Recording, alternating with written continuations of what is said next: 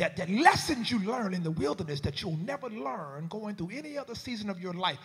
And God says, in the wilderness, remember something. I am the God that keeps you.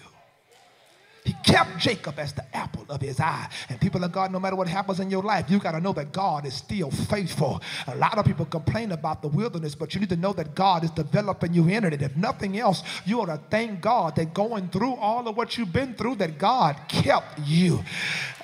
You in your right mind. You know what day it is. You know, I mean, come on, you ought to just give God glory that you're still here in your right mind. But what God is getting ready to do is release you into the next dimension.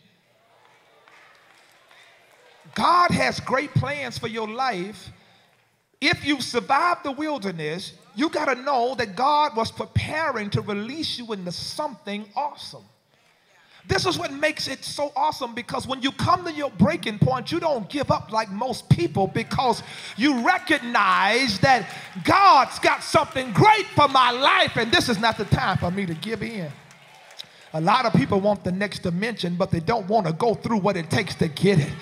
That's why when you see people at the next dimension, you see doors open for them. You see them blessed. Don't sit up and roll your eyes, and you sit up and be cynical and critical and talk about they just think they're all that. They don't think they're all that. You don't know what they had to go through to get what they got. You don't know the nights they cried, the nights they turned their face to the wall and said, Lord, I don't know how I'm going to make it, but I'm going to trust you. I'm going to stand on this rock. You have no idea what it costs some people to be where they are today. To view this message in its entirety, please visit MountZionAnywhere.org.